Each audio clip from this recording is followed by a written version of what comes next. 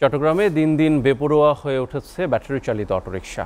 অলিগলি থেকে শুরু করে মহাসড়ক পর্যন্ত দাপিয়ে বেড়াচ্ছে 3 চাকার ভয়ঙ্করই অবৈধ যান। ফলে ছোট বড় দুর্ঘটনা ঘটছে প্রতিনিয়ত। সম্পদের ক্ষতি, অঙ্গহানি থেকে শুরু করে প্রাণহানি পর্যন্ত হচ্ছে হরহামেশাই। এতে ক্ষোভ জানিয়ে ঝুঁকিপূর্ণ এই যান্ত্রিক যান চলাচলে আইনের কঠোর প্রয়োগ চান ভুক্তভোগীরা। দেরিতে হলেও অবৈধ এই যানবাহনের বিরুদ্ধে অভিযান শুরু করেছে সিএমপি। গেল 5 দিনে 4000-এর বেশি ব্যাটারি চালিত অটোরিকশা আটক করা হয়েছে। চট্টগ্রাম ব্যুরোর পাঠানো প্রতিবেদনে জানব বিস্তারিত। গেল 18 এপ্রিল সন্ধ্যায় বন্দরনগরের কাপাসগোলায় বেপরোয়া একটি অটোরিকশা নিয়ন্ত্রণ হারিয়ে খালে পড়ে যায়। অটোরিকশার যাত্রী ছিলেন এক মা ও তার 7 মাসের সন্তান শেহরিশ। খালে পড়ে মায়ের কোল থেকে ছিটকে পড়েন শিশু শেহরিশ। পরদিন চাকতাই খাল থেকে তার মরদেহ উদ্ধার করা হয়। এর একদিন পর হালি শহরে আরও একটি অটোরিকশা যাত্রীসহ খালে পড়ে যায়, যদিও স্থানীয়রা দ্রুত এগিয়ে এসে তাদের উদ্ধার করে। এভাবে চট্টগ্রামে ছোট বড় দুর্ঘটনা ঘটছে অহরহই। ব্যাটারি চালিত এই অটোরিকশার বেপরোয়া চলাচলে ক্ষুব্ধ সাধারণ মানুষ।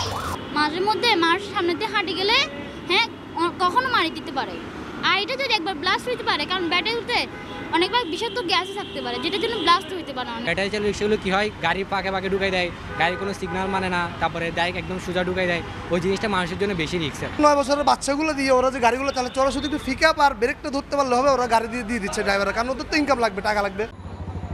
চট্টগ্রাম মেডিকেল কলেজ হাসপাতালের পরিসংখ্যান বলছে, গত 6 মাসে যে দৈনিক সড়ক দুর্ঘটনা সংক্রান্ত যত রোগী আসছে তার অন্তত 60% ব্যাটারি চালিত অটোরিকশা সংক্রান্ত।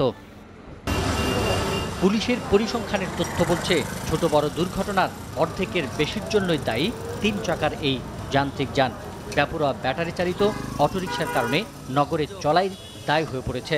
ব্যাটারির ফ্যাক্টরিগুলো বন্ধ করেন, গাড়ির যেগুলো মেন ইয়ার থেকে বানায়, ঠিক আছে, তারা এগুলো বন্ধ করেন। আপনারা কোনো সাইড বাইট দেয় না, তারপরে উলট পালট মানে তাফালিং করে বেশি। ব্যাটারি চালিত এই অটোরিকশা চলাচল আগেও ছিল, কিন্তু সেগুলো চলত গ্রামাঞ্চলে ও শহরের অলিতে গলিতে। কিন্তু 5 আগস্টের পর পুলিশের দুর্বলতায় নগর দাপিয়ে বেড়াচ্ছে ব্যাটারি চালিত অটোরিকশা। কারো কোনো তোয়াক্কা করছে না, তবে দেরিতে হলেও তাদের ব্যাপারে কঠোর হয়েছে সিএমপি।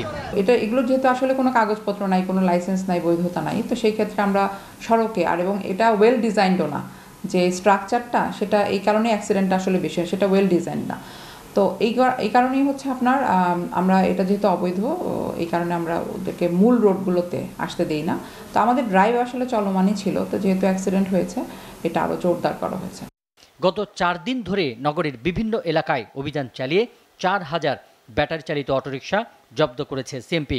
কিন্তু এরপরেও ব্যাটারি চালিত অটোরিকশার দৌরাত্ম্য কমেনি একেবারেই।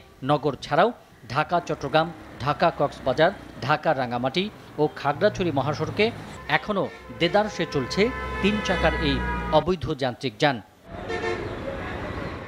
SATV news desk.